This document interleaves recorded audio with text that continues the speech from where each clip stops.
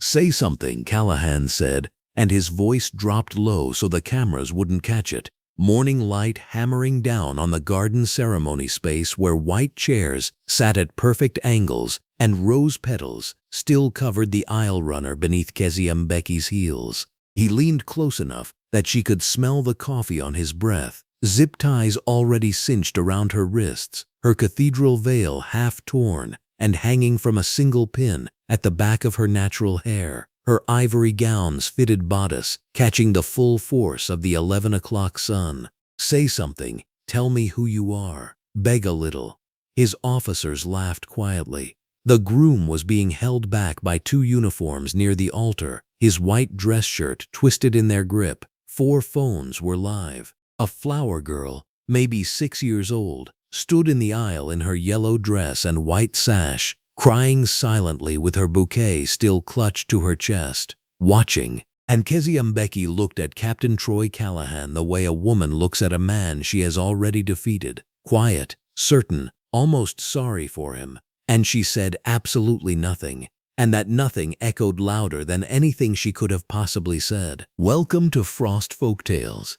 This is where we tell the stories of those who were underestimated, dismissed, and targeted, yet chose courage over silence.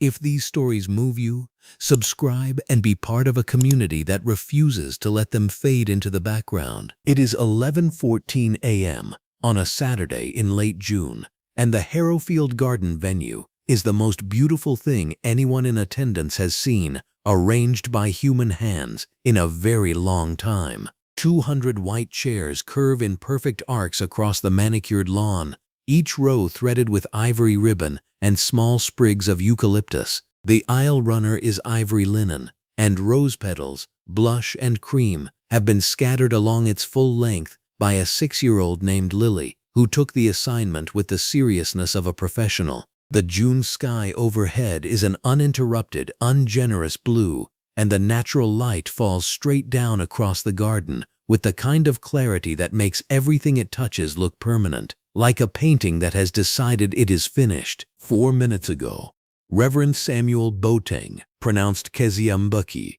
and Marcus Obi married. 4 minutes. That is all the time this day got to be what it was supposed to be. Kezia Mbeki is 41 years old, and she is standing near the altar, holding her husband's hands when she hears the iron gate at the venue's entrance scrape open. She doesn't turn right away. She is looking at Marcus, at the specific expression on his face, the one he has been wearing for approximately 4 minutes.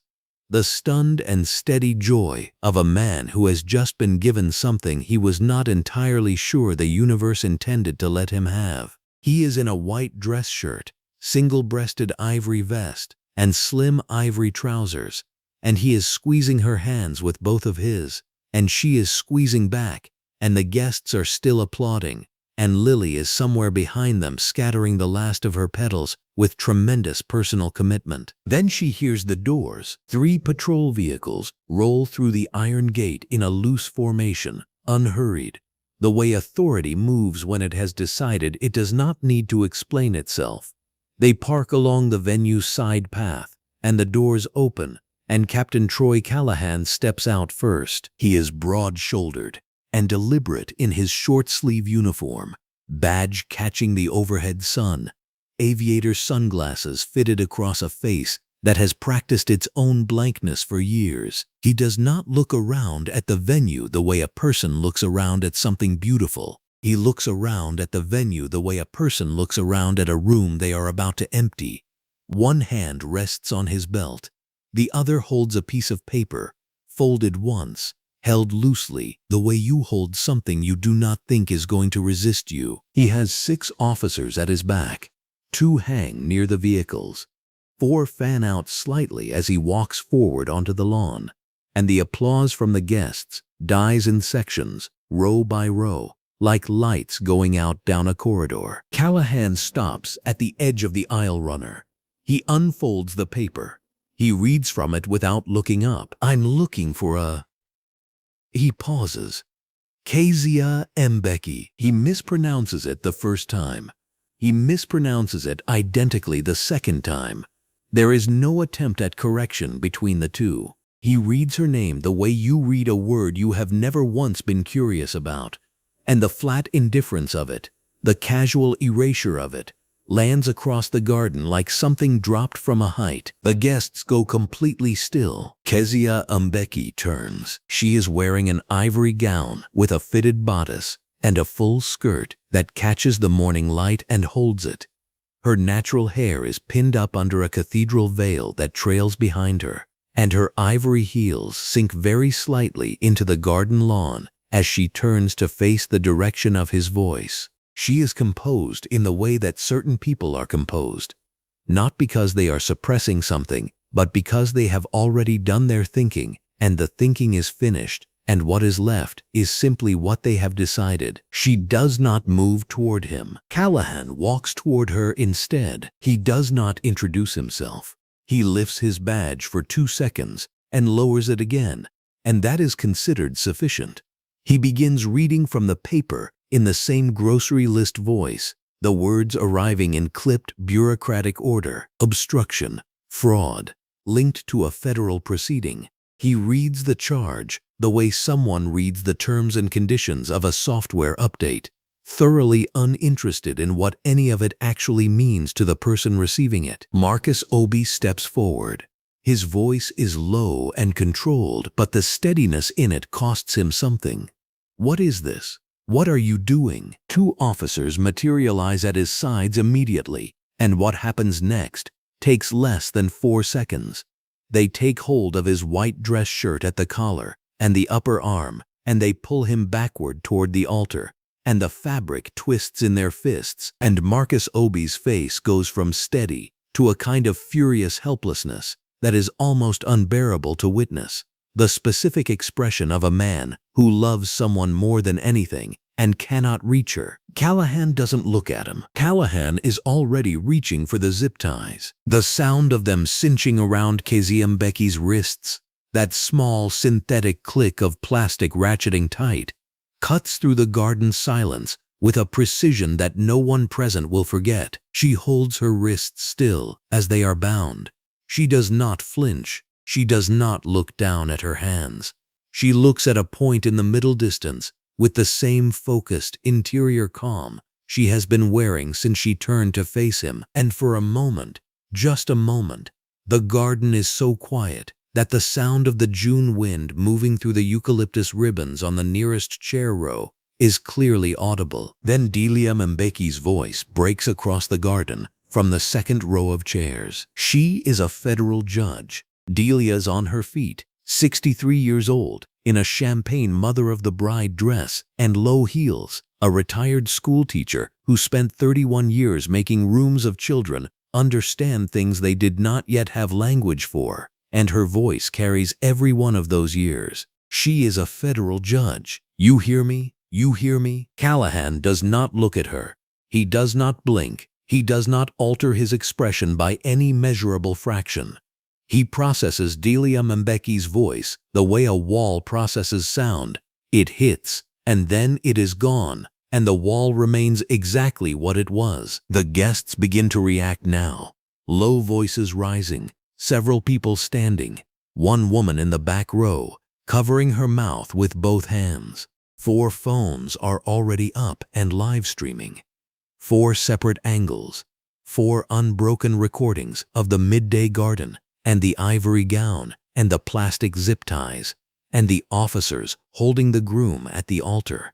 Reverend Samuel Boateng, standing to the side of the altar, where he has not moved since the vehicles rolled in, reaches slowly into the inside pocket of his vestments and retrieves a second, smaller camera, and he begins to record. And then Captain Troy Callahan does the thing that crosses the line from procedural to personal. He reaches up and takes hold of Kezia Mbeki's cathedral veil. It is not necessary. There is no procedural reason for it. It is not part of an arrest. It is theater, deliberate, chosen, precise in its cruelty, and he pulls it away from her hair with a single motion that tears it free from the remaining pin. The veil falls and drags across the aisle runner, and catches on the edge of an overturned centerpiece that has been knocked from a nearby table, and it lies there in the grass, ivory linen against green, and the gasp from the 200 guests is involuntary and unified, a single sharp intake from 200 people who understand in that moment that what they are watching is not a mistake, it is a message. Lily, standing at the far end of the aisle where she has been frozen since the officers arrived, begins to cry. She does not make a sound. Her face crumples, and the tears run straight down her cheeks, and she stands there in her yellow dress and white sash with both hands still clutching the flower girl basket to her chest, and she watches, and the silence of her crying is somehow worse than any sound she could have made. 4 live streams catch all of it, every angle, every second. Callahan leans toward Kezia Mbeki, and his voice drops below the range of any microphone, pitched for her ears only, carrying just enough volume for the 2 nearest officers to hear and find amusing. "Say something," he says. "Tell me who you are. Beg a little." His 2 nearest officers exchange a look. One of them produces a sound that is almost a laugh. Almost. Lieutenant Dana Whitfield, standing 6 feet behind Callahan near the aisle's edge, does not laugh. She looks at the woman in the ivory gown and the zip ties, and something moves across Dana Whitfield's face, just briefly, just a flicker, that she immediately puts away. And Kezia Mbeki turns her eyes to Captain Troy Callahan. She looks at him fully, directly, without flinching, and without anger, and without the particular brightness of someone who is barely holding themselves together. She looks at him the way a person looks at something they understood a long time ago. The way you look at a finished equation, a closed door, a clock that has already run out.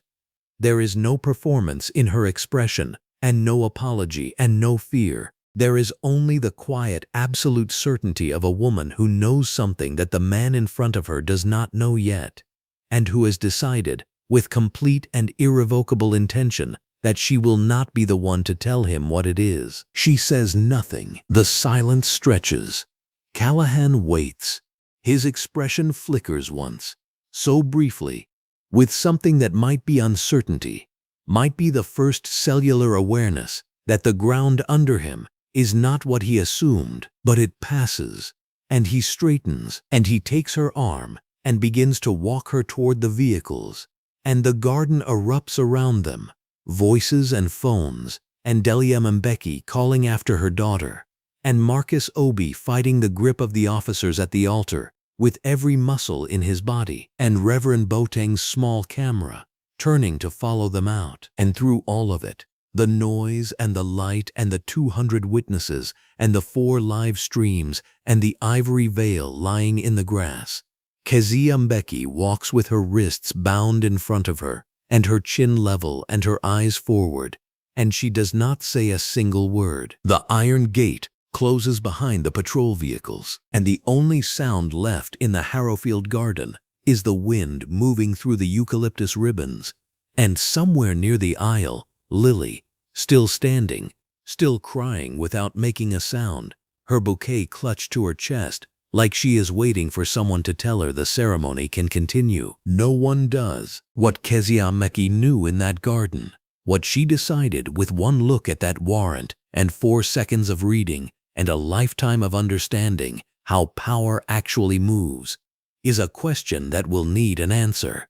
And the answer is coming, but it will arrive on her schedule, in her room, at her bench. Not today. Not like this. Today, silence was the sharpest thing she owned, and she used it perfectly. 72 hours before the roses were laid on the aisle runner, 72 hours before the white chairs were unfolded in perfect arcs under an open Saturday sky, Elliot Voss was sitting in the climate-controlled top floor of Voss Development Group, reading a court filing on a tablet propped against a crystal water glass. The office around him was the kind of room that cost more to design than most people earned in a decade. Floor-to-ceiling windows on 3 sides, a desk made of a single slab of pale quarried stone. Overhead, a skylight ran the full length of the ceiling, pouring natural afternoon light down in clean, flat sheets. The air was cooled to exactly 68 degrees. Elliot Voss, 58 years old, silver-haired and deeply tanned, dressed in a tan linen blazer over a white-collared shirt and dark charcoal trousers, had a quality that powerful men sometimes cultivate over a long enough career. He had learned to feel things without showing them. Rage, satisfaction, fear, all of it processed somewhere behind the eyes, the face remaining smooth and still as the stone desk beneath his palms. He set the tablet down. He read the filing again from the beginning, not because he had missed anything the first time, but because precision was how he managed himself in difficult moments. Judge Kezia Mbeki, presiding over United States vs. Voss Development Group, had denied his third motion to delay trial. The language in her denial was spare and direct and left no procedural room to breathe. Motion denied. Trial proceeds as scheduled.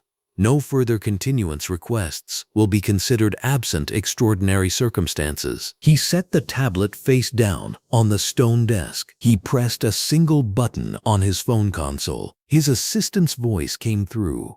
He said 2 words. "Get Finch." Roland Finch arrived 12 minutes later.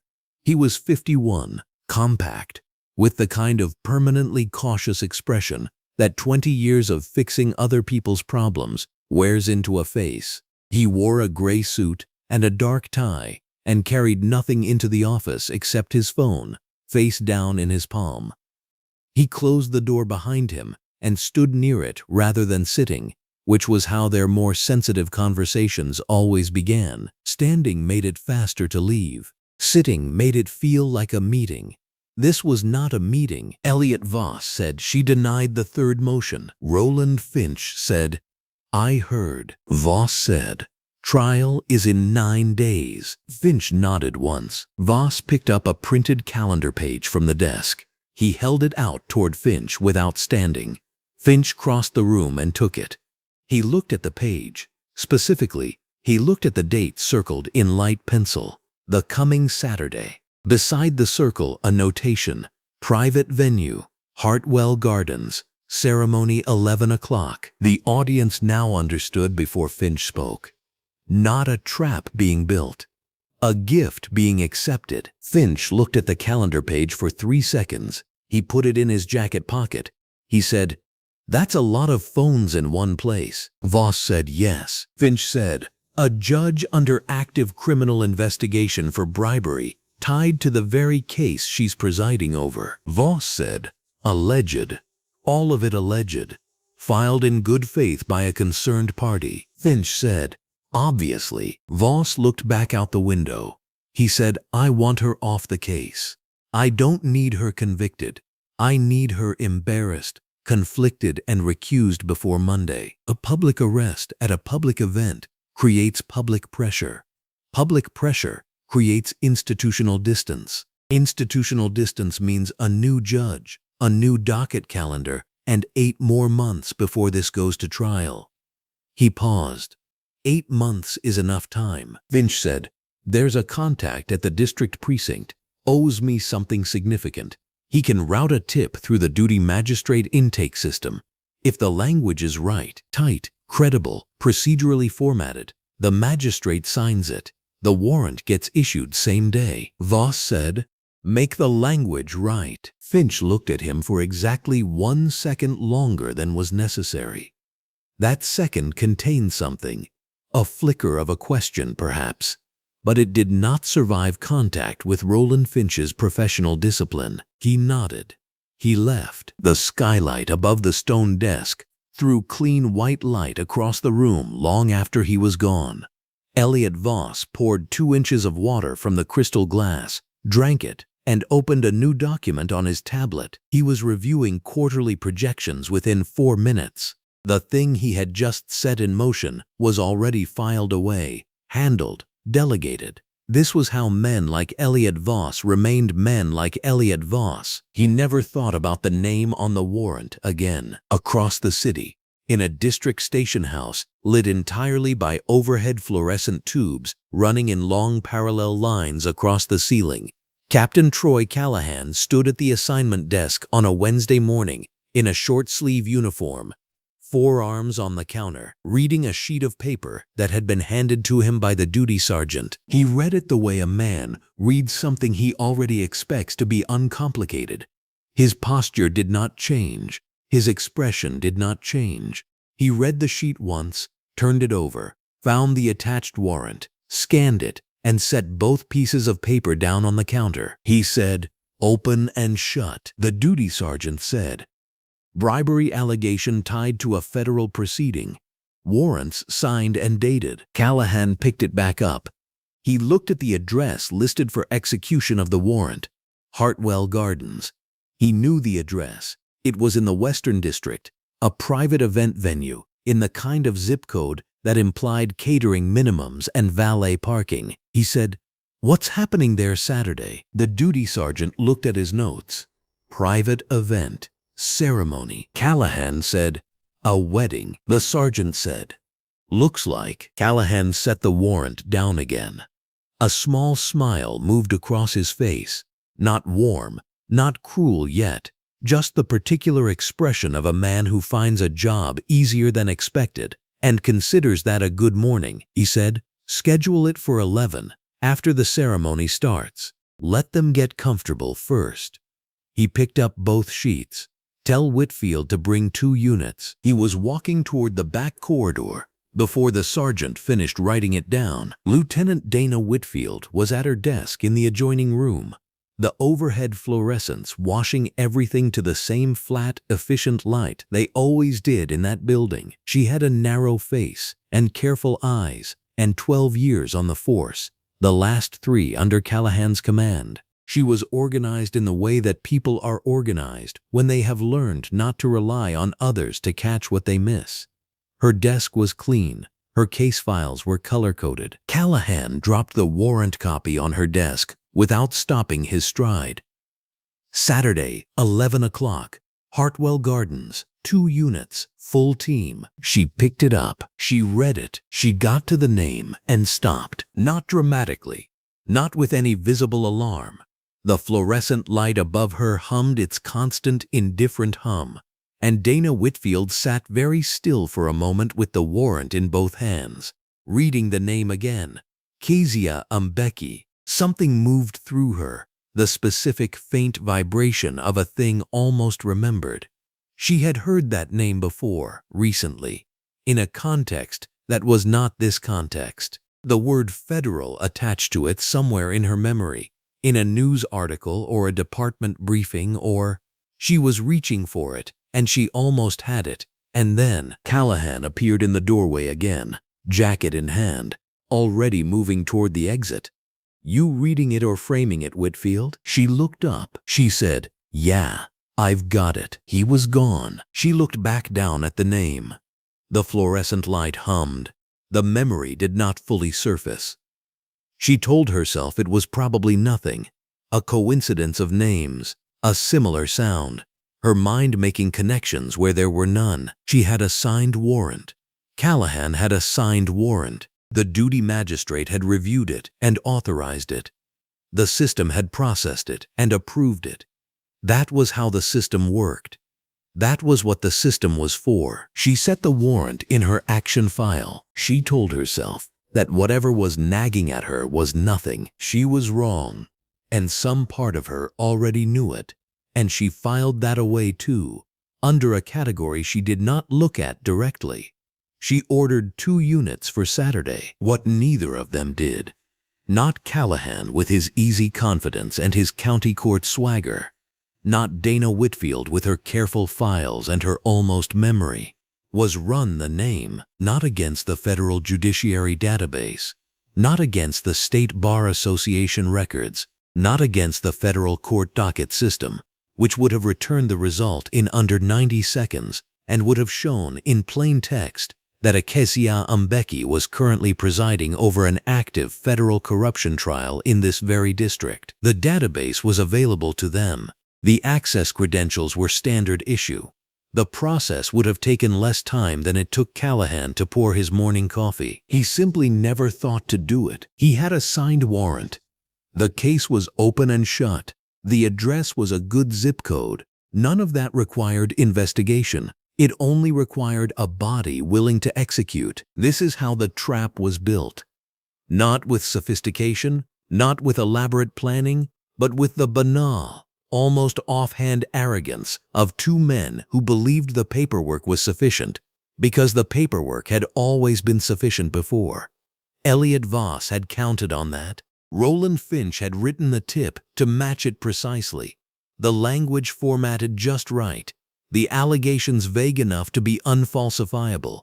The name recognizable enough to seem like a real target. The magistrate who signed the warrant worked a duty shift that processed 43 filings in 8 hours. He did not cross-check the name. He had never been told to. He signed it the same way he signed 31 others that day. The machinery did not fail dramatically. It failed quietly, routinely, in the way that machinery fails when no one believes failure is possible. Now it was Saturday afternoon. The garden at Hartwell was 4 miles behind her. The iron gate, the white chairs, the rose petals on the ivory runner, Marcus Obi's face, all of it was 4 miles and 3 hours behind her. The ivory gown she was wearing now had a grass stain at the hem of the full skirt. A long streak of green-brown pressed into the fabric when they walked her across the lawn toward the patrol car. The cathedral veil was gone. The fitted bodice was still buttoned perfectly, every small ivory button in its place, because no one had touched those. Just the wrists, just the veil, just the public theater of it. She was in a holding room at the district station. The overhead fluorescent light ran the full length of the ceiling and gave everything in the room the same flat, factual brightness. A metal table, 2 metal chairs, a door with a reinforced window. The kind of room that was designed to feel like the absence of everything comfortable. Kezia Mbeki sat with her wrists resting on the metal table. The zip ties had been cut when they processed her in, and the skin beneath them carried 2 thin red lines where the plastic had pressed. She rested those wrists on the table's surface, palms up, fingers loose, the way you rest when you have decided that the energy required for tension is not energy you are willing to spend. The processing officer, young, uncertain, clearly underprepared for this particular morning, stood near the door with a clipboard. He had already asked her twice to confirm her name for processing. He had asked her once to confirm her address. He had asked her if she understood the charges as read. She had not spoken, not her name, not her address, not a word of protest or confusion or explanation. Her eyes were level with the middle distance, focused on nothing specific, resting the way a person's eyes rest when they are thinking about something that requires no particular urgency, because the outcome is already settled in their mind. The processing officer looked at his clipboard. He looked at her. He looked at the door. He said carefully, "Ma'am, I need you to confirm your name for processing. I have to enter it in the system." The fluorescent light hummed. Kezia Mbeki looked at him, not unkindly, not with the cold distance of someone performing composure, with something quieter than that. The steady, unhurried regard of a woman who has read a warrant in 4 seconds and found 3 errors in it before they took her hands, and who understands with complete clarity that every moment of silence she maintains right now is a document. Every hour in this room is an exhibit. Every word she does not say is a brick in something she is building, methodically, without haste. In the room behind her eyes where no one can reach her, she did not speak. The processing officer wrote something on his clipboard. He left the room. The fluorescent light ran its full length across the ceiling. The metal table held the flat, cool weight of her wrists. Outside this room, in a top-floor office on the other side of the city, Elliot Voss was reading quarterly projections. In a district corridor, Captain Troy Callahan was accepting a colleague's handshake. In a holding room smaller than his ego and brighter than his judgment, the woman he had arrested at her own wedding was sitting in an ivory gown with grass stains at the hem, saying nothing, building everything. He had no idea. The holding cell at District Station 7 smelled like industrial cleaner and old metal. Overhead fluorescent tubes ran the full length of the ceiling, casting that particular flat white light that erases shadows and softens nothing. It was the kind of light that made everyone look tired. Kezia Mbeki sat on the metal bench along the far wall, her wedding gown spread around her in a wide ivory arc, the full skirt catching the light in the way expensive fabric does. Quietly, without trying, the hem was grass-stained now, a thin green-brown line where the aisle runner had ended and the garden path had begun. Right around the moment Captain Troy Callahan had reached for her wrists. She sat with her hands in her lap, wrists facing upward, the plastic zip tie marks already beginning to bruise into the skin. Not deep bruises yet, the kind that would deepen over the next 24 hours as the body caught up with what had been done to it. She looked at them the way she looked at exhibits, with attention, without emotion, filing information for later use. They had moved her from the initial holding room 40 minutes ago. A processing officer, young, clearly uncomfortable, unable to make eye contact with the woman in the wedding gown, had explained that she was entitled to one phone call. He set it to the wall just past her left shoulder. She stood, smoothed the front of her gown out of habit, and followed him to the phone. The call lasted exactly 40 seconds. Imani Okafor picked up on the second ring, which meant she had been watching her phone, which meant she had already seen the streams. Kezia Mbeki had known she would. She said, "It's me. You know what to do. Don't file anything yet. Let it breathe." There was a pause, just half a beat, and Imani said, "Yes." Nothing else was necessary.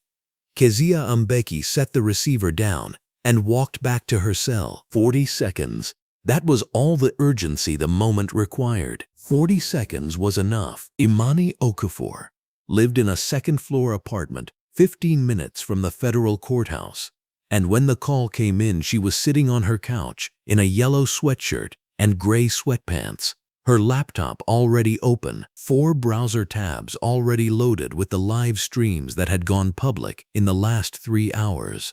She had been watching Kezia Mbeki get put into a patrol vehicle in her wedding gown. She had been watching it for 2 hours and 40 minutes, and she had not moved from her couch because moving felt somehow like abandoning a post. When the call ended, she closed every browser tab. She opened a new document. She opened a second window and began navigating the Federal Warrant Registry database. She pulled up the name of the duty magistrate on call the previous Friday. She opened another window and began cross-referencing the language of the warrant's charge with active cases on Judge Kezia Mbeki's docket. She did this quietly, in the overhead light of her apartment, in her yellow sweatshirt, and she did not call anyone outside the circle. Not yet. Not until Kezia Mbeki said so. Don't file anything yet. Let it breathe. Imani understood what that meant. The moment you filed was the moment you signaled. The moment you signaled was the moment the other side began covering tracks. Right now, the other side thought they had won something. Right now, the other side was watching the streams and feeling satisfied. That satisfaction was a window, and Kezia Mbeki was leaving that window open on purpose. Imani pulled her knees up to her chest and kept working. Back in the cell, Kezia Mbeki thought about her mother's face. Delia Mbeki had been standing in the third row on the bride's side when the patrol vehicles came through the gate. 64 years old, in a deep gold wrap dress and cream heels, reading glasses pushed up on her head because she had been crying since the vows began and needed to keep checking her vision. She had retired from teaching elementary school 6 years ago after 31 years in the classroom, and she had spent those 31 years developing a particular voice she used for moments of non-negotiable correction. The kind of voice that did not rise into a shout but landed harder for staying low. When Callahan had zip-tied her daughter's wrists, Delia Mbeki had used that voice. She had said, "She is a federal judge. She had said it once, then again louder, then louder than that, until it became the thing you hear in the streams, the thing the comment sections had already picked up and were running with. That phrase, in that voice, in that gold dress, surrounded by wedding guests who didn't know whether to move or stay still. She is a federal judge. She is a federal judge. Callahan had not looked at her, not once. He had looked at his officers. He had looked at his phone. He had looked at the sky with a brief squinting patience, the way a man looks at an inconvenient weather forecast. Kezia Mbeki sat with that image for a long moment. She knew something about her mother that Callahan did not. Delia Mbeki had spent 31 years insisting, on behalf of other people's children, that they were visible, that they mattered, that the room had to adjust to them, not the other way around. She had done it in parent-teacher conferences and budget hearings and school board meetings, where she was frequently the only black woman in the room and frequently the only one who kept talking after everyone else had decided the conversation was over. She had passed that quality to her daughter through proximity and through watching and through the steady, unbroken example of what it looked like to occupy space without apologizing for it. What Callahan had not known when he stood in that garden was that Delia Mbeki's voice in the third row and her daughter's silence in front of him were the same thing. They were made of the same material. They were both a form of insistence. Kezia Mbeki looked at her wrists. She thought about Marcus. Marcus Obi was not a man who shook easily. He was a structural engineer, which meant he spent his professional life calculating the exact amount of stress a given material could absorb before it failed. And somewhere in the 17 years she had known him, that way of thinking had become how he moved through the world. Measured, load-bearing. He didn't panic in the way some people panic, the loud, sudden kind. He went very still and very fast at the same time, which was its own kind of alarm if you knew how to read him. When the officers had grabbed him at the altar, he had gone very still and very fast. She had seen his face across the garden in the moment before they restrained him. It was not afraid. She needed to be clear about that, even just inside her own mind. It was not fear on his face. It was a particular fury she had no better word for than helpless. Except that word wasn't quite right either, because helpless implied resignation. And what she saw on Marcus Obi's face was the absolute opposite of resigned. It was a man being required, physically, by other men's hands on his arms, not to do something he had already decided to do. It was controlled fury, compressed fury, the kind that doesn't disperse quickly. She was not worried about Marcus. She knew exactly where that fury would go. She knew him, and where it would go was precise and strategic, and would wait for her to lead it. That was not comfort exactly. It was something quieter than comfort. It was the deep recognition of being known. She thought about his white dress shirt, the way the officers had grabbed the fabric. She pushed that image aside. She thought instead about the warrant. She had read it in 4 seconds. That was not unusual for her. She could read the structure of a legal document the way a musician reads sheet music, not word by word but as a whole, the shape of it visible immediately, the errors standing out the way a wrong note stands out to an ear trained to hear the pattern.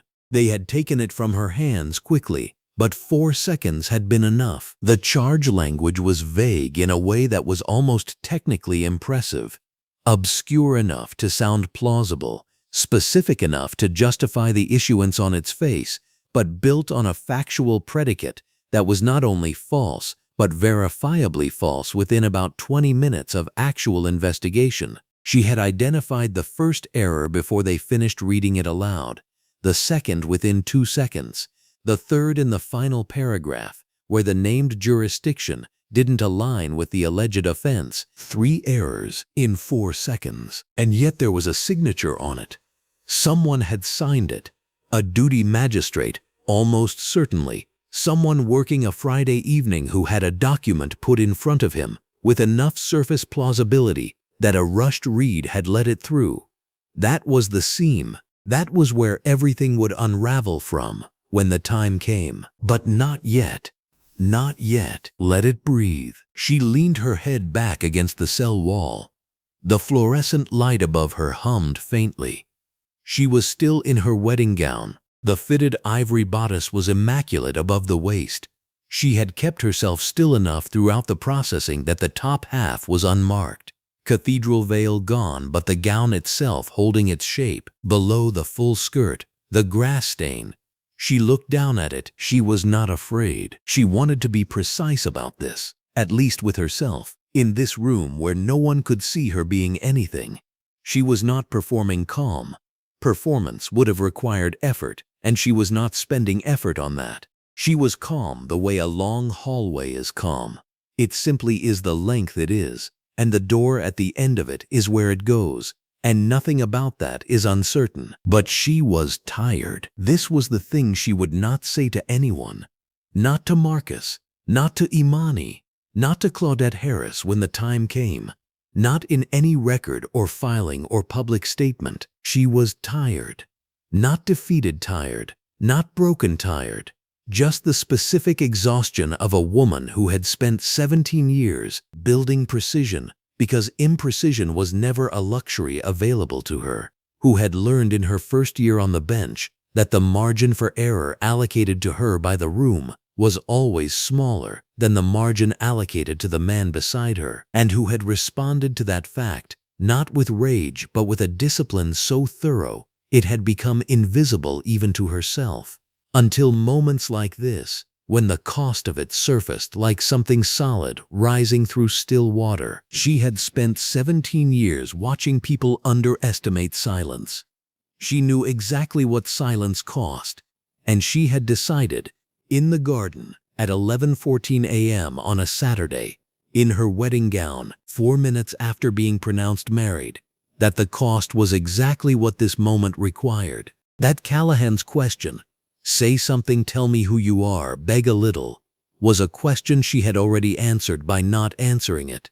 She had already told him everything. He just didn't speak that language. He would learn it. Outside, on the sidewalk along the west side of District Station 7, Marcus Obi paced in the afternoon sun. His white dress shirt was fully untucked now, the sleeves rolled to the elbow, the top 2 buttons open. He had been released 45 minutes ago, held briefly, no charges, a practical decision by someone in the building who had looked at the situation and started doing arithmetic. He had not gone home. He had not eaten. He was on the phone. Claudette Harris had called him. He had heard the name before, in passing. A civil rights attorney, someone Kezia knew by reputation. Her voice was steady in the way that emergency room physicians are steady, not slow, not soothing, just calibrated to the frequency of people who need to be heard clearly. She said, "I've seen the streams, all 4 of them. Don't post anything. Don't make any public statements. Don't threaten any action." He said, "I wasn't going to threaten anything." She said, "I know. I'm telling you anyway. Let Kezia lead." He was quiet for a moment. His hands were shaking, which was something they had not done since a construction site incident 7 years ago, when a beam had shifted and he had caught the calculation error 3 seconds before failure. He said, "How long?" Claudette said, "As long as she needs." He stopped pacing. He stood on the sidewalk in the afternoon sunlight, white shirt, dark dress trousers, shoes that had walked an aisle at 11:10 a.m. this morning, and he looked at the front doors of District Station 7 where his wife was sitting on a metal bench in her wedding gown. He put his hand in his pocket. He stopped shaking. He waited. Inside, Kezia Mbeki sat under the fluorescent light and looked at her bruised wrists and let the silence do what silence does when it is given the space to work. She thought about the warrant. She thought about the magistrate's signature. She thought about the 3 errors she had filed away in 4 seconds. She was not afraid. She was not even angry. She was a woman with a chessboard in her head and the patience of someone who already knew where the game was going. Sitting in a wedding gown, in a fluorescent lit cell, waiting for the moment that needed her voice. That moment had not arrived yet. The statement was delivered at 7:43 in the morning, directly in front of the district station's main entrance, under a sky that had gone pale and flat and wide. Captain Troy Callahan stood in the overhead morning light, his short-sleeve uniform pressed, his badge catching the glare, his sunglasses on, his expression composed in that particular way of a man who has decided he looks composed, rather than a man who actually is. There was a small cluster of reporters, 4 microphones, 2 cameras, 1 tablet held sideways. Local press. Nothing that concerned him. He had done local press before. He said the words cleanly and without rushing them. Routine enforcement of a valid warrant. The law applies to everyone without exception. His department had acted on a properly signed legal instrument. No further comment at this time. And then, almost as punctuation, almost as something he could not quite help, he gave a small, satisfied smile before turning and walking back through the station's glass door. The camera caught it. That smile, that small, tucked, self-congratulatory pull at the corner of his mouth that lasted no more than 2 seconds, but was nevertheless perfectly framed by 2 different lenses and uploaded to 6 different platforms before 8 a.m. on a Saturday morning. By itself, that smile might have generated moderate attention, but the clip did not circulate by itself. The algorithm, indifferent and precise, stitched it immediately and automatically against the footage that had already been living in people's phones and feeds and shared messages for 11 hours. Callahan's smile, cut directly to Lily, 6 years old, yellow dress, white sash, clutching her bouquet to her chest in the aisle of a sunlit garden, her face completely wet, crying without making a single sound because she was a child who understood that something terrible had happened but did not yet have words for what it was. Callahan's smile.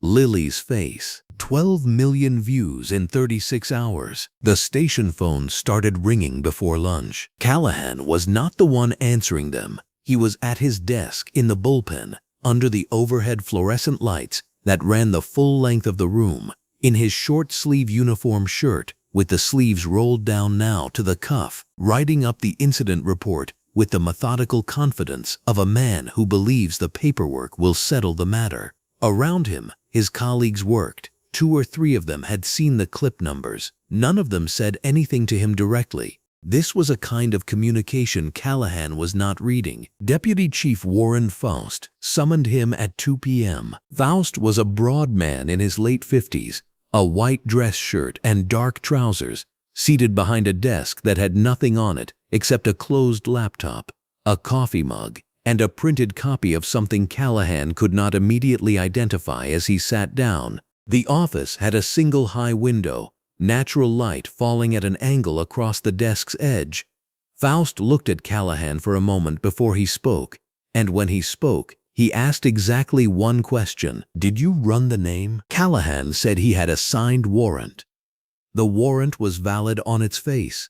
He had executed it within the bounds of his authority. The magistrate had signed off. He'd done everything procedurally correct. Faust looked at him. He did not say anything else. The silence that followed lasted approximately 12 seconds. It was not an empty silence. It was the kind of silence that carries information, the kind that a more attentive man might have leaned into, turned over, examined for what it contained. It was the silence of a supervisor who had already made one private calculation and was now watching to see if his subordinate would make the same one. Faust picked up his coffee mug. He told Callahan to stay available. Callahan read this as dismissal. He stood, nodded, and left the office. In the hallway, he rolled his shoulders back.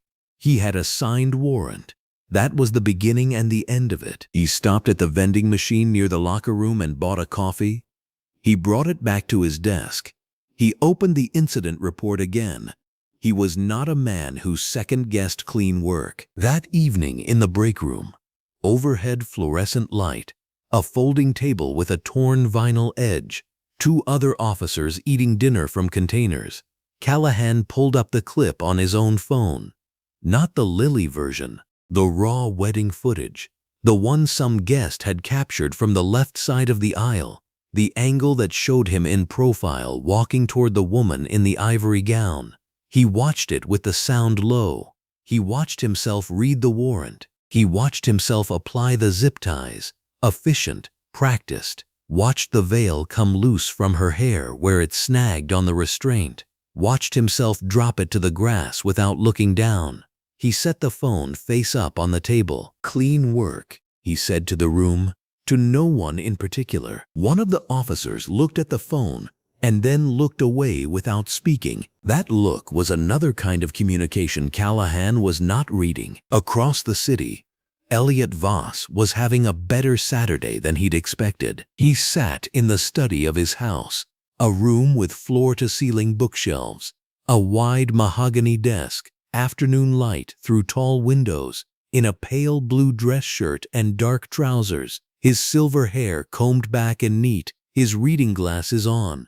He had a glass of water and a tablet displaying a media monitoring dashboard. He had been watching the clip numbers climb since morning with the same controlled satisfaction he applied to quarterly earnings calls. 12 million was a good number. The public conversation had, predictably, fractured along familiar lines. Half the comments were outrage at the police. Half were people saying no one was above the law. And the fracture itself was the point. Fracture meant distraction. Distraction meant delay. Delay was what Elliot Voss had purchased. He poured himself 2 fingers of scotch just before 6 and allowed himself to feel, briefly, something close to pleasure. He did not allow himself to feel it for long. He had not survived 23 years of leveraged development deals, municipal contracts, and strategic relationships by mistaking early satisfaction for completion. There were variables still in play. The woman had said nothing during the arrest. He had noted this from the footage, studied it, decided it meant shock. People in shock went quiet. It was reasonable. It meant nothing. He set the glass down and opened his email. He was asleep by 10. Imani Okafor had not slept since Friday. She was at her kitchen table under the overhead light with her laptop, her printer running on the counter behind her, 2 legal pads covered in handwritten column notes beside the keyboard, a cup of tea that had been hot 2 hours ago and was now room temperature and untouched. She was in a dark green long-sleeve top and black sweatpants, her hair pulled back, her reading glasses on. She worked the way she always worked, without announcing it, without updating anyone who didn't need to be updated, without a single wasted motion. The call from Kezia Mbeki had lasted 40 seconds. Imani Okafor had understood every word of it, and everything underneath every word. You know what to do. Don't file anything yet. Let it breathe. Imani Okafor understood what letting it breathe meant. It meant, let them get comfortable. Let them give their statements and smile at their cameras and write their reports and believe they have defined the terms of this and then move. She was building the case from the foundation.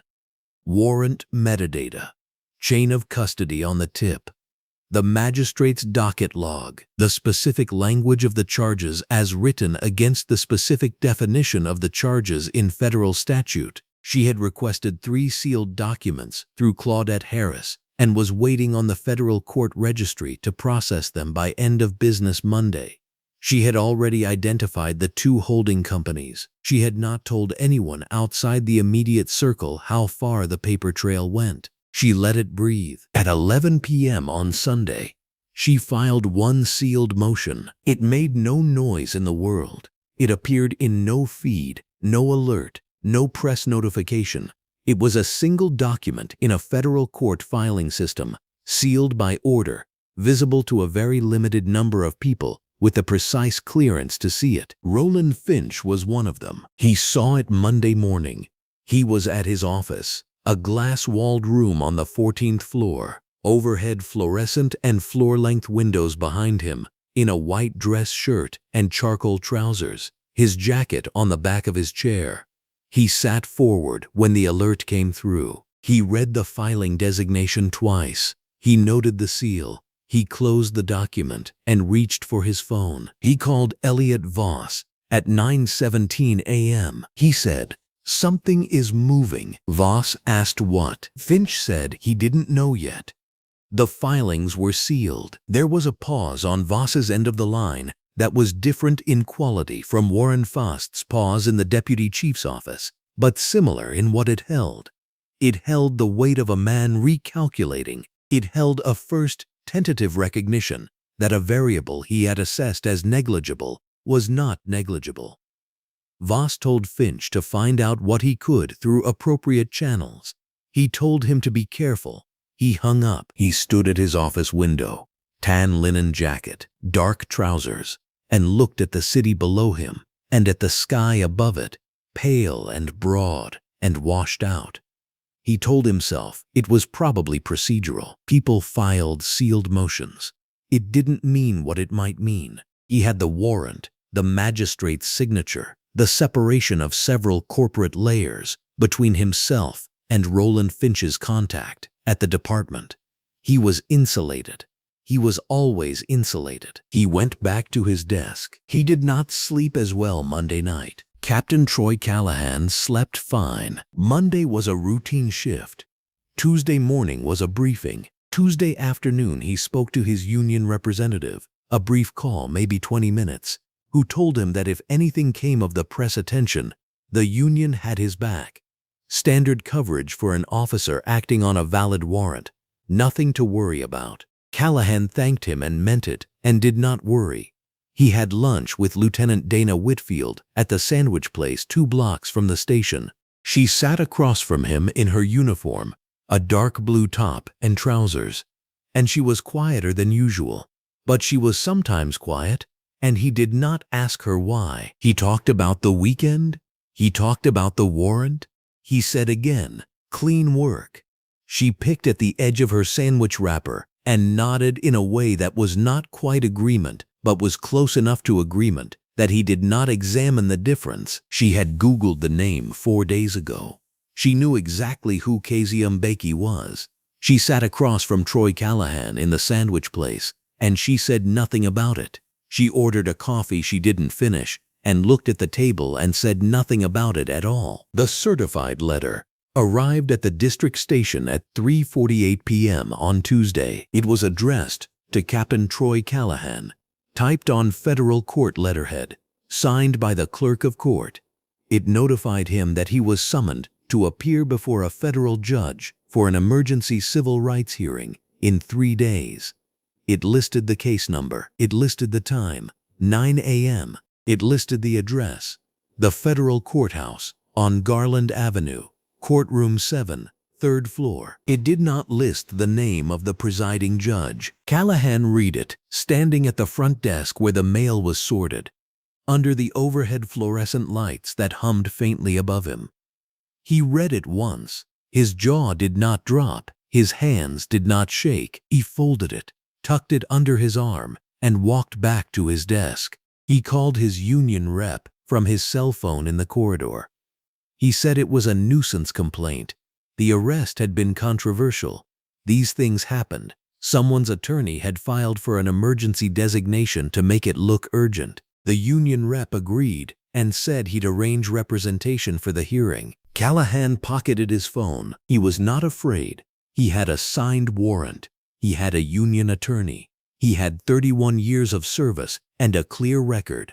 He had executed a lawful arrest in front of 200 witnesses and 4 live streaming cameras, and had nothing to hide from any hearing that any judge wanted to hold. He went back to his desk.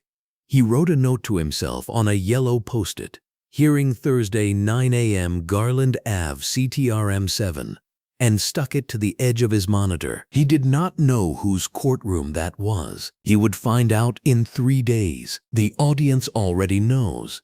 And that is the unbearable part. Watching a man carry himself this way, upright and certain and thoroughly unaware, through the last hours of a certainty that is already over. The trapdoor has been built beneath him. He is standing on it, smiling, rolling his shoulders back. He does not feel it yet. The kitchen light was on at 11:47 p.m., not the soft ambient kind that people use when they are winding down. The full overhead fixture, bright and uncompromising. The kind of light that shows every crease in every document and every shadow under every eye. Kezia Mbeki had turned it on at 8 p.m., and she had not thought about it since. She sat at the kitchen table in a gray oversized crewneck sweatshirt and dark jogger pants, her natural hair out and loose around her shoulders, a pen tucked behind her left ear that she had not used once. She did not need to write anything down. She read each document once, intake, absorb, pass, and her hand moved it to the right side of the table toward Imani Okafor with the mechanical certainty of a woman who had been doing this for 17 years. Imani Okafor sat to her right in a dark blue button-down shirt and black trousers, a yellow legal pad in front of her filled margin to margin with handwriting that tilted forward at a precise angle the way it always did when Imani was working fast and working carefully at the same time. Claudette Harris sat across from Kezia in a burgundy turtleneck and dark slacks, a laptop open to her left, a printed brief to her right, her reading glasses pushed up onto her forehead and pulled back down again every few minutes, in a rhythm she seemed unaware of. No one was performing calm. They simply were calm, the way people who have prepared extensively are calm. Not because the stakes aren't real, but because preparation is the only honest response to high stakes, and all three of them knew it. The document in Kezia Mbeki's hands right now was the metadata analysis, a technical report, dense and specific, tracing the origin of the fabricated tip through 2 proxy layers to a registered holding company. She read it once. She set it down. She looked at the summary line at the bottom of the 3rd page for 2 seconds longer than everything else. Then she passed it to Imani. "Flag page 3, she said. Her voice was the same voice she used in the courtroom. Not cold, not warm, simply level. The summary line, "I want Claudette to be able to find it without searching." Imani flagged it without looking up. Claudette wrote something in her brief's margin. That was how the table had sounded for 3 hours. Precise exchanges, short sentences, the occasional sound of paper, the soft click of Imani's pen cap. No one mentioned the wedding. No one mentioned what had happened 4 days ago in a garden full of white chairs and rose petals and a cathedral veil that was now in a evidence bag because Reverend Samuel Boateng had handed it to Claudette Harris himself the morning after the arrest, still intact from where it had been torn, because Reverend Boateng understood exactly what it was worth. No one needed to mention any of it.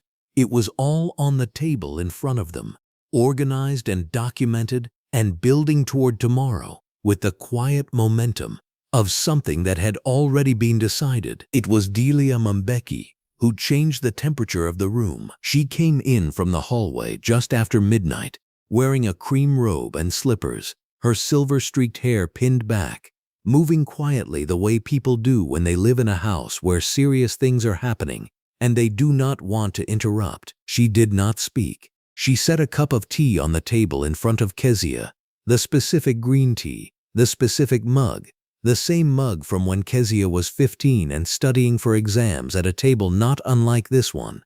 And then she looked down at her daughter's wrists resting on the table's edge. The bruise on Kezia's left wrist had shifted in the past 4 days from deep purple to a yellowing green-brown. It was still visible from across the room.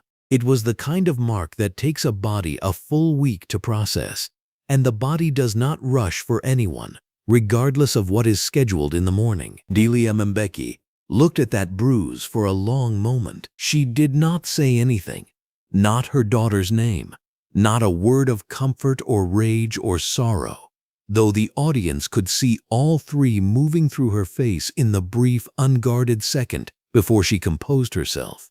She simply looked, and then she turned and walked back toward the hallway, her slippers quiet on the kitchen floor. Kezia Mbeki watched her mother go. She did not cry. Her face did not break, but something moved across it. Something that lasted less than 2 seconds. Something that lived below the level of composure and above the level of nothing. And then it was gone, folded back under the surface with the practiced precision of a woman who had been folding things back for 17 years. And the room was the same room it had been before, bright and methodical and focused. Marcus Obi was standing in the doorway. He had been there for perhaps 4 minutes, in a white t-shirt and dark track pants, watching. He had seen the tea. He had seen Delia look at the bruise. He had seen what moved across his wife's face. He was an engineer by training, a man who understood load-bearing structures, who understood what happened when the weight exceeded what a structure was designed to hold. He understood what he had just seen. He looked at Kezia for one more moment, and then he had to turn away, because there are things a person who loves someone cannot watch for too long without it undoing them. And Marcus Obi needed to be intact tonight. He went back down the hallway without making a sound. Imani Okafor had seen none of it. She was already on the next document. Claudette Harris had seen some of it over the rim of her reading glasses, and she had made a quiet, deliberate decision to keep her eyes on her brief because Claudette Harris was a civil rights attorney of 23 years, and she knew that some things in a room are not hers to acknowledge. The table continued. The light stayed on. Across the city, the bar was called Harmon's, and it had the kind of lighting that made everything feel easier than it was. Warm amber fixtures over dark wood, the low murmur of a weeknight crowd, the kind of place where a person could feel that whatever needed to be resolved could wait until morning. Captain Troy Callahan sat at the bar in a dark gray Henley and dark jeans, his second drink in front of him, one elbow on the bar, his posture wide and settled the way it was when he was comfortable. He had been comfortable for 2 days. He had spoken to his union representative that morning.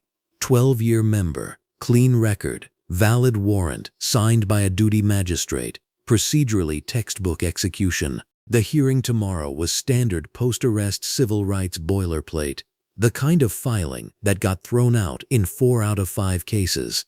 His attorney had told him to dress sharp, answer direct, and let her handle the legal posture. He had already told the story of the wedding to 3 colleagues at the station this week.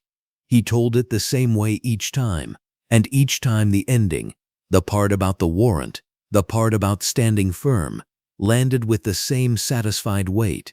He told it with the small, pleased expression of a man who believes he is the protagonist of his own story and has seen no evidence to the contrary. Lieutenant Dana Whitfield sat one stool over with a glass of white wine. She was working through more slowly than usual. She was in a dark green jacket over a white crewneck shirt and dark trousers, her badge off. Her expression settled into something that looked, from a distance, like ordinary tiredness. Up close, it was something else. Up close, it was the expression of a person who is actively not saying a thing that needs to be said, and who has ordered another drink because the drink is easier than the saying. She had Googled the name 3 days ago. She had done it quietly, at home, on her personal phone, which told the audience something about how she felt, about what she expected to find. The search had returned, within 8 seconds, a Federal Judicial Center biography page, a law review citation, 2 news articles about a landmark ruling, and a photograph. Professional, formal, Kezia Mbeki in judicial robes, her name and title printed beneath it in plain text. Federal Judge, Southern District. Dana Whitfield had stared at that photograph for a long time. She thought about the wedding venue. She thought about the warrant with the name printed on it. She thought about the flicker of recognition she had felt when Callahan had handed her the paperwork. That specific nag, that 2-second pull, and the way she had let it go because Callahan was already walking out the door, and she had told herself it was nothing. She hadn't slept well since. She hadn't told Callahan. She'd rehearsed it twice in her head, the opening sentence plain, and both times The moment came and went without her saying it. There was still a version of this conversation she could have. She knew that. She could also feel it closing, the way a window closes when nobody's watching. Callahan was talking. Something about the union attorney's strategy, the procedural framing, how civil rights filings of this kind almost always resolved at the hearing level. He used the phrase nuisance complaint twice. He said it the way men say things they've already decided are true. Dana Whitfield looked at her wine glass. She thought about the photograph, the name on the warrant, Callahan's face tomorrow when the judge walked in. For the first time she understood, plainly, what she was about to sit through. Her silence tonight was a choice. Kezia's silence was something else. Discipline, maybe, or strategy. She still couldn't tell. Hers was just fear, dressed up in something more respectable. She ordered another drink and didn't speak. The alarm was set for 5:30, but Kezia Mbeki was already awake. She lay still for maybe a minute, listening to Marcus breathe. Slow. Finally, the way he slept when he'd given up fighting it for the night. She got up without waking him. No tea. She didn't sit at the kitchen table the way she usually did. She went straight to the bathroom. By 6, the overhead light was on, full and white and unkind. Kezia stood in front of the mirror in her judicial robe. She'd buttoned it the way she always did, second button down first, a habit from her first week on the bench 17 years ago that she'd never thought to question. She looked at herself, not at the robe, at the woman inside it. 41, hair loose. 4 days of bad sleep showing under her eyes if you knew where to look. Then she looked at her wrist. She pushed the sleeve back. The bruise was still there. Yellow-green at the edges, darker in the middle where the zip tie had pressed hardest. The color a bruise turns when it's most of the way through healing but not quite. She looked at it for a long time. She thought about the courtroom, the bench, the gallery, the 3 hours between her and a federal courthouse under skylight and fluorescent. The difference between what you say and what you let people see. She pulled the sleeve down, then she pulled it back up. Robe cuff resting just below the bruise. Not hidden, not pushed forward either, just where it was. She looked at her reflection once more and turned off the light. The Richard J. Harlan Federal Courthouse stood at Decatur and 5th, granite-stepped and brass-handled, the kind of building put up to outlast the arguments held inside it. At 8:47 on a Tuesday morning, sunlight came through the atrium skylights in long, pale columns across the marble. The fluorescence along the corridor stayed on anyway. In a federal courthouse, you don't get shadows. Captain Troy Callahan walked through the main entrance at 8:51, full dress uniform, pressed dark wool, brass buttons catching every light source in the building. His hat was under his left arm, at the angle of a man who'd stopped thinking about how to hold a hat decades ago. His union attorney, Gerald Pruitt, in a gray suit and burgundy tie with a leather portfolio worth more than most people's car payments, walked half a step behind. Callahan set the pace. He wasn't nervous. You could see it in the stride, in the loose swing of his right hand, in the small tug at the corner of his mouth when a court security officer nodded at him by the checkpoint. He returned the nod, the way men do when they think they're among their own. Same circus, different tent, he said to Pruitt as they cleared the metal detector. His voice was easy, low, the voice of a man who'd already decided how the day was going to go. Pruitt didn't answer. He just adjusted the portfolio strap, and Callahan took the silence for agreement. Nobody had told them the name of the presiding judge. Pruitt had raised it once, the night before, in an 11-minute phone call. He'd called it an administrative irregularity, consistent with emergency designations, looked it up, found precedent, and stopped there. Pruitt was the kind of attorney who stopped looking the moment he had a reason to. He told Callahan it was standard, and Callahan didn't push it. He didn't push things that didn't worry him, and this one didn't. Valid warrant, executed clean, union behind him, Pruitt next to him. 31 years on the force and no departmental review he'd ever lost. He rolled his shoulders back as they turned toward courtroom 4. The corridor was wide and bright. Clerks, assistants, a pair of journalists from the station press pool he recognized. They looked up when he passed and went back to their phones a little too quickly. He noticed and chalked it up to the professional distance reporters tended to perform near an active case. He was reading the surface of it correctly. He was wrong about everything underneath. At the courtroom door he paused. Through the narrow window he could see the gallery already filling. Federal officials, a cluster of journalists in the 3rd row, a woman in the 2nd row writing on a yellow legal pad in handwriting too small to read through glass. The plaintiff's table was occupied. A woman in a charcoal blazer and cream blouse sat with her back to the door, papers laid out in front of her with the precision of someone who'd arranged them, rearranged them, and arranged them once more. Claudette Harris didn't turn when he came in. He filed that as discipline or nerves and decided nerves. Over 31 years he'd watched a lot of opposing counsel, and the ones who didn't look at him when he walked in were usually the ones still trying to settle their hands.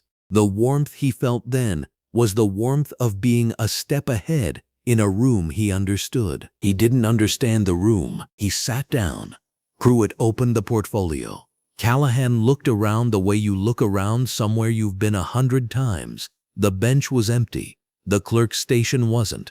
A young man with close-cut hair and a dark jacket was arranging something on the surface in front of him, carefully. Then his eyes moved to the gallery. Back row, 3 people sitting together, shoulders nearly touching.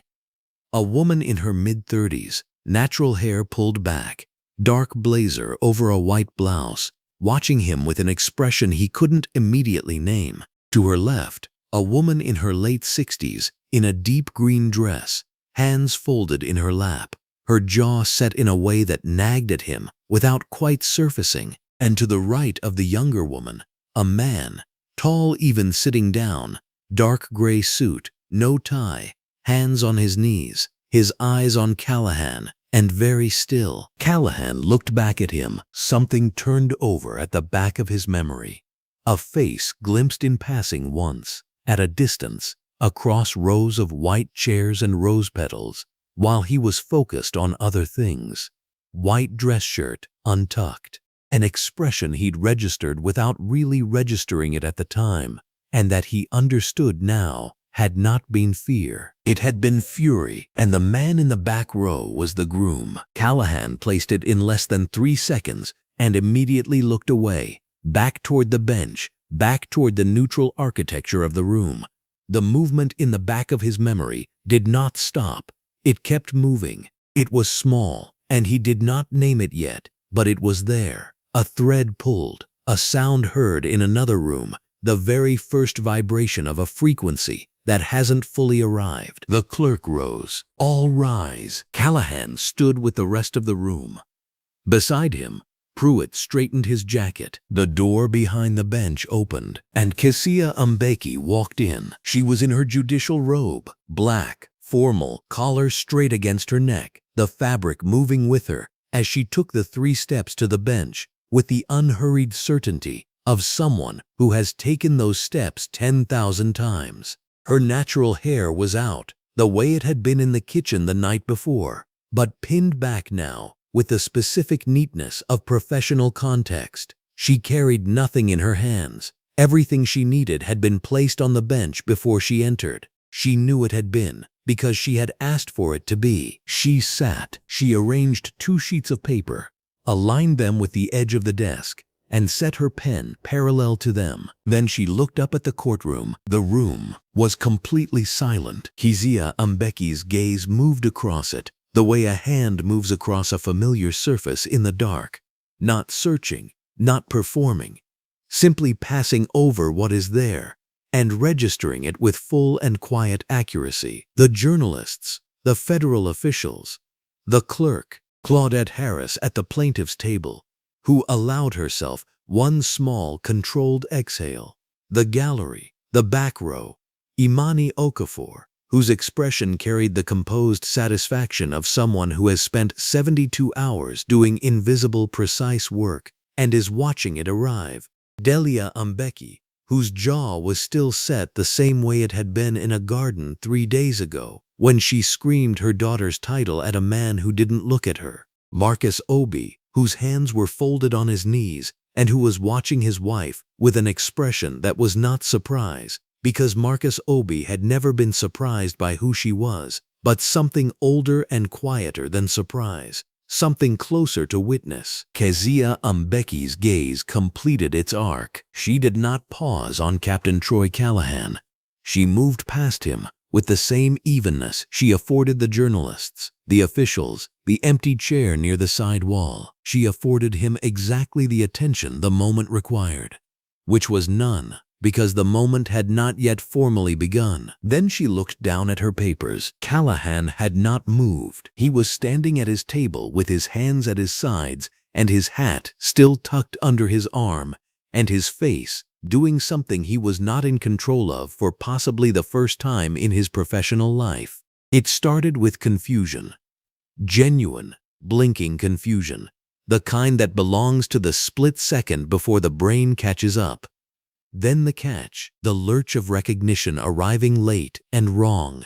The way a name sounds different when you hear it spoken aloud versus reading it in your own head. He knew her face. He had been close enough to it to see the expression she wore when he leaned in and told her to say something. He had been close enough to see the exact quality of her stillness. He was close enough now to see that her expression was identical. The confusion did not resolve into understanding all at once. It arrived in stages, each one smaller and worse than the last. The warrant, the charge he had read aloud with a grocery list voice, the name he had mispronounced twice, the zip ties he had applied to the wrists of a woman who was already wearing white and already married and already the presiding judge on a federal corruption case that was, even now, sitting on a docket somewhere in this building. The veil he had pulled from her hair, not procedurally necessary, theatrical, deliberate, and witnessed by 4 live streaming phones and 200 people and a 6-year-old girl in yellow who was still in some version of the world that the internet had decided to preserve forever, crying silently in an aisle with a bouquet held to her chest. The stages of Callahan's recognition did their work. His face performed the sequence: confusion, recognition, and then the thing beneath recognition, the specific, vertiginous nausea of a man who has been standing on a height he did not know was a height and who has only just felt the edge. Pruitt put a hand on his arm. Callahan did not feel it. The clerk said, "You may be seated." The room sat. Kezia Mbeki picked up her pen. She opened the session with 5 sentences. Her voice was level, precise, and carried no inflection that was not required by professional context. She identified the case number. She identified the nature of the hearing. She noted appearances for the record. She stated that the session was being transcribed and that full procedural rules applied. She did not say his name. She did not look at him. She did not deviate by a single syllable from the language the moment required, which was formal and measured and stripped of everything personal, because she had made a decision in a garden 3 days ago about where her voice would be used, and she was honoring that decision with the same precision she had honored her silence. Then she stopped writing. She set the pen down. She shifted her weight slightly forward in the chair, settling into the bench the way she had settled into it for 17 years, and she rested her left hand on the bench's edge, palm down, the robe sleeve falling back naturally against her forearm. The bruise was visible. It sat on the inside of her left wrist in a band of yellowed purple, approximately 2 centimeters wide, following the exact circumference of a zip tie applied by a man who was sitting 12 feet away from her in a long-sleeve dress uniform with brass buttons that caught every light source in the room. She did not display it. She did not hold it up. She did not announce it. She simply rested her hand where hands rest when a judge settles in for the work. And she left her sleeve where sleeves fall. And the bruise was there the way facts are there. Without performance, without apology, requiring nothing from her at all. Every journalist in the third row saw it within 4 seconds. The woman with the yellow legal pad stopped writing. Claudette Harris looked at her papers and did not look up, because Claudette Harris had known this was coming and had decided that the correct response to precision was to let it land undisturbed. Imani Okafor, in the back row, sat completely still. Marcus Obi looked at his wife's wrist, and then at his own hands, and then at his wife's wrist again. His jaw moved once. He looked at the wall. Kezia Mbeki looked at Captain Troy Callahan, and Captain Troy Callahan sat at the defense table in his long-sleeve dress uniform, with his hat on the table in front of him, and Gerald Pruitt's leather portfolio open beside him.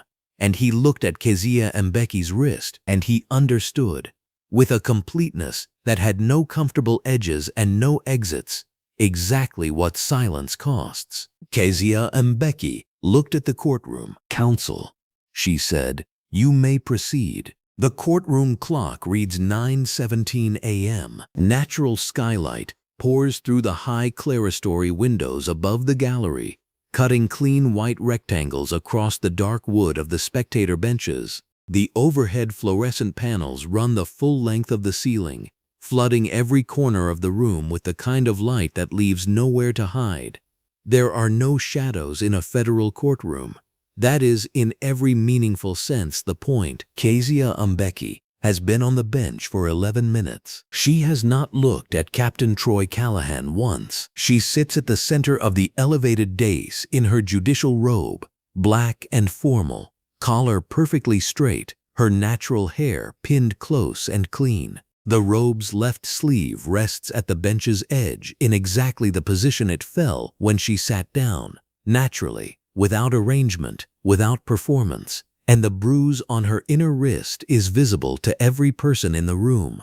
It has faded from the deep violet black of the day after the arrest to something quieter now, a yellowing shadow of green and amber at the edges, still unmistakably there. She has not pointed at it. She has not mentioned it. She does not need to. Every journalist in the gallery saw it the moment she walked through the door, and 3 of them are already writing the same sentence in their notebooks. She calls the session to order with one word: proceed. Claudette Harris rises from the plaintiff's table. She is wearing a dark charcoal blazer over a white fitted blouse, dark slacks, and she moves to the lectern with the measured confidence of a woman who has been ready for this moment since the morning she watched a live stream of her closest friend being zip-tied in an ivory wedding gown.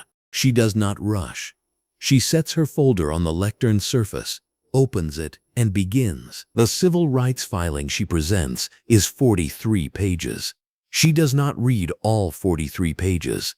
She does not need to. She reads the architecture: wrongful arrest under color of law, use of excessive and unnecessary force, willful deprivation of constitutionally protected rights, and procedural misconduct in the procurement and execution of the warrant in question. Her voice is level and factual and carries without effort in the high-ceilinged room. Every word lands like a brick being set in a wall, not thrown. Set. Callahan sits at the defense table in his full dress uniform, long sleeves, brass buttons catching the fluorescent light. His union attorney, a compact man named Gerald Holt, with close-cropped gray hair and a navy suit, has his hand loosely on the table near Callahan's forearm. The posture of a man managing a client he has already privately assessed as difficult. Callahan's face is doing something complicated.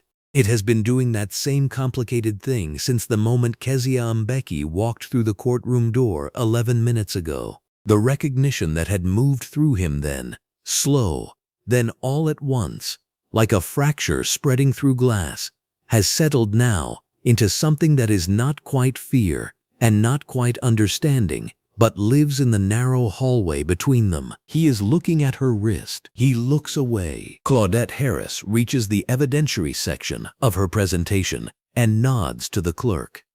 The first exhibit appears on the courtroom monitors. The original warrant, its text enlarged.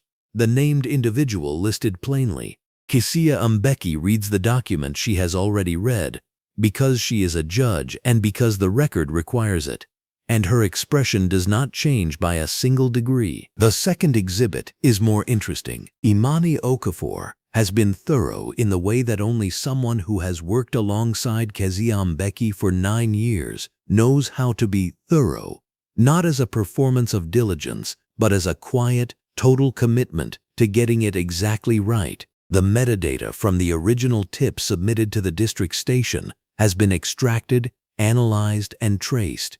It moves through layers the way dirty money moves through shell companies, deliberately with enough distance to look clean at first glance. A proxy server, a communications routing service registered to a holding company. That holding company's parent registered 18 months earlier to a second holding company, and 2 firms removed from that second holding company. The name that the audience in the gallery and the journalists and the federal officials sitting in the 3rd row already know is coming. Elliot Voss Development Group. The monitor displays the chain in a simple graphic. Clean lines, clear connections. Callahan stares at it. Gerald Holt writes something on his legal pad, and whatever he writes, he turns the pad face down when he is done. The duty magistrate who signed the warrant appears on a video link in the upper left monitor. A man in his 60s, dressed in a gray sport coat, visibly uncomfortable in the way that an honest person is uncomfortable when they understand they have been used. He confirms what the record already suggests. He was presented with a tip that met the technical threshold for warrant issuance. He was not provided with, and did not cross-reference, any federal judiciary database to determine whether the named individual held a federal judicial appointment. He says this plainly. He does not attempt to minimize it. He says that had he been informed, or had he checked, the warrant would not have been signed. He is not the villain of this story, and Kezia Mbeki does not treat him as one. She thanks him for his testimony and releases him from the link with 2 sentences, professional and courteous. Then Claudette Harris enters the procedural errors into the record, 3 of them identified as the filing notes without elaboration at the scene of the arrest. The warrant's jurisdiction clause contains a geographic designation that does not precisely match the venue address, a technical error, but one that a reviewing officer should have caught. The charge language references a statutory provision that was amended 14 months prior and no longer contains the subsection cited, and the signature block on the warrant is timestamped at 11:02 a.m. on a Saturday, 4 minutes before the venue's records show the ceremony concluded, meaning the warrant was authorized before the arrest was executable under its own terms. 4 seconds. She read that warrant in 4 seconds at her own wedding with her wrists being bound, and she found 3 of the 4 errors before they put her in the car. The courtroom is very quiet. Gerald Holt rises for the defense. He is professional. He makes the argument that the law provides good faith reliance on a facially valid warrant. His client received a signed issued warrant through proper channels. His client was not the originating party of the tip. His client executed what appeared, on its face, to be a lawfully obtained document. He cites case law. He cites departmental protocol. He speaks for 14 minutes, and he says what can be said, which is less than he would like it to be. When he finishes, he sits down and does not look at Callahan. Kezia Mbeki writes something on her notepad. She does not look up for a long moment. The courtroom waits. In the gallery, Marcus Obi sits between Imani Okafor and Delia Mbeki, his hands folded on his knees, watching his wife with an expression that is quiet and complicated and proud in a way that has no simple name. Delia Mbeki is still. She has been still since the session began, which is its own kind of power, from a woman who stood in a garden 6 days ago screaming her daughter's title at officers who would not look at her. She is looking at the bench. She is looking at her daughter's wrist. Kezia Mbeki sets down her pen. She looks at the defense table. Not at Gerald Holt, at Captain Troy Callahan. Captain Callahan, her voice, is the same voice she uses for every case. It is not warm and it is not cold. It is precise. It is the voice of someone who understands that the weight of a courtroom is already behind every word she speaks and does not need her to add anything extra to it. Yes, Your Honor. His own voice is careful now. The small, satisfied smile from 4 days ago, the one he wore on the steps of the station in front of the cameras, the one attached to Lily's footage across 12 million views, is not present anywhere on his face. At any point between receiving this warrant and executing it, she pauses, not for effect, but because precision requires completeness. Did you or anyone in your unit attempt to verify the identity or occupation of the individual named in the warrant through any available database? The silence that follows is long. It is not the silence of a man thinking through a complicated answer. It is the silence of a man who understands that every answer available to him is the same answer, and that the answer means the same thing regardless of how he phrases it. He could say they were not required to. He could say the warrant was signed and valid. He could say protocol does not mandate independent identity verification when a warrant has been issued. All of those sentences would be true in some narrow technical sense, and none of them would be an answer to the question she asked. He says no, one word. Kezia Mbeki looks at him for one additional second after the word lands. Then she looks down at her notepad and writes something. Whatever she writes it without haste, and she does not look up while she writes it, and that deliberate, unhurried return of her attention to the page is somehow more complete a response than anything she could have said aloud. When she sets the pen down, the moment has already closed around Callahan like a room with no door. She speaks to the room now, not to him. The court will order an immediate referral to the Federal Bureau of Investigation's Public Corruption Unit regarding the conduct of Elliot Voss and Roland Finch in connection with the origination of the warrant at issue in these proceedings. She speaks at the measured pace of someone dictating for the record, because everything she says from this bench becomes record, and she has always known that, and she has always said exactly what she meant. This hearing is suspended pending the processing of that referral. The court reserves ruling on the civil rights petition until the referral's initial findings have been submitted. We are in recess. She gathers her papers. She stands. The clerk calls it, "All rise," and the room rises, and Kezia Mbeki moves from behind the bench in the smooth, unhurried way she has moved through courtrooms for 17 years. But before she turns toward the door, she looks at Captain Troy Callahan one time. It is the same look she gave him in the garden. Not triumph, not cruelty, not the satisfaction of a person who has won a contest, because she has never understood this as a contest. It is the look of a woman who identified, 4 seconds into a fabricated warrant on the morning of her own wedding, exactly how this day would end, and waited in a holding cell and a kitchen and a bathroom mirror for the calendar to catch up with what she already knew. It is a look that carries the weight of 11 hours in a wedding gown on a metal bench and a bruise that had to yellow before it could fade. It is not unkind. It is simply complete. She turns and walks through the door behind the bench, and the door closes behind her, and the overhead fluorescent lights and the white skylight above the gallery remain exactly as they were, unchanged, indifferent, illuminating everything in the room that is left. Captain Troy Callahan stands at the defense table in his long-sleeved dress uniform with the brass buttons catching the light, and he is looking at the door she walked through, and the expression on his face is the expression of a man finally, fully understanding what it means to be seen. In the gallery, Kezia Mbeki sits down slowly when the clerk gives the signal. She folds her hands in her lap. She closes her eyes, and from somewhere in the back of her chest, very quietly she exhales.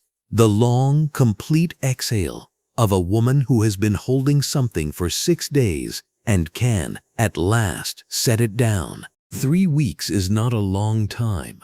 It is long enough. Captain Troy Callahan was stripped of his command on a Tuesday. The letter came from the department's Internal Affairs Division, formal, bureaucratic, 2 pages of language designed to say everything while feeling like nothing. He was placed on administrative leave pending departmental review. The federal civil rights charges came separately, filed by Claudette Harris on behalf of Kezia Mbeki, stamped and entered into the federal docket with the same procedural calm that Kezia Mbeki had brought to every moment since a garden, a torn veil, and a pair of zip ties. His union was negotiating terms. The negotiations were not going well. The 4 live stream videos had a combined view count that no attorney could argue away. Lieutenant Dana Whitfield did not wait to be found. She submitted a written statement to investigators on her own. 3 pages, single-spaced, factual, describing the moment she saw Kezia Mbeki's name on the warrant and felt something nag at her and chose her drink over her conscience. The statement was precise. It named dates, times, and her own failure without softening language. She faced her own review. People who knew her said she looked lighter afterward. Some costs, paid late, are still paid. Elliot Voss was arrested on a Thursday morning. The federal agents who took him were 2 women and 1 man, all 3 broad-shouldered and composed, badges on lanyards over dark jackets. They walked into the top floor of his development company at 9:07 a.m. Natural skylight poured through the floor-to-ceiling windows, the same windows he had stood behind 3 weeks earlier watching press coverage with a satisfied expression. His silver hair caught the light. His linen blazer, tan and freshly pressed, was photographed by 3 press outlets who had been quietly tipped to the location by someone in the federal system whose name was never released. Roland Finch was taken the same morning from his firm's parking structure, mid-coffee, car keys still in his hand. The metadata trail that Imani Okafor had assembled, proxy server, 2 holding companies, a digital fingerprint that led straight back to Voss's operation, had been handed to the FBI's Public Corruption Unit exactly as Kezia Mbeki had ordered from the bench. It had taken the unit 11 days to build the arrest package. They had built it well. Kezia Mbeki recused herself from the corruption trial the same afternoon Voss was taken in. Procedural propriety required it. She was a material witness, a named victim, a thread too tangled in the fabric of the case to sit above it. The case was reassigned to Justice Conrad Mensah. He called her before the paperwork was finalized. The call lasted 4 minutes. He said very little. Near the end, after a pause that held the weight of 17 years of mentorship between them, he said, "You built it well." She thanked him. She hung up. She sat at her desk in her chambers for a long moment, looking at nothing in particular, and then she reached for the next case file on her stack and opened it. She was not finished. She was just moving to the next thing. Sunday morning. The light through the kitchen window is the slow, overhead kind. Kezia is in a wrap dress, hair loose. Marcus is across the table in a gray Henley, holding his coffee with both hands. Her judge's robe hangs by the door for tomorrow. Eggs, toast, the radio off. They almost lost this day, and they didn't. Her wrist rests on the table. The bruise is nearly gone now. A yellow shadow, the body is in the middle of forgetting. He's been watching it heal for 3 weeks. He couldn't have stopped it, and he can't take it back, and that's the part that sits in him. She's reading a case summary on her tablet. He puts his mug down. "Did you think about it?" he asks. "At the wedding, when Callahan told you to beg a little, saying your name, your title, anything, were you ever close?" She doesn't answer right away. She sets the tablet down. "I thought about it," she says. That wasn't the moment that needed my voice. It needed my patience. He nods, looks at his hands, then at her. So what was the moment that needed your voice? He asks. She looks at him a long time. Then she looks at the judicial robe by the door. That was, she says, across the city, a 6-year-old named Lily is on the couch next to her mother. Her mother is holding a phone. On the screen, a woman in a black robe sits down at the bench, arranges her papers, and rests her left hand where the courtroom light catches her wrist. Lily watches. She didn't cry, she says. No, her mother says. Why? Her mother keeps looking at the screen. Because she didn't need to, she says. You just heard a story that history tried to overlook. If it stayed with you, take a second to stand with it. Subscribe, share, and help us keep telling the stories that deserve light, not silence.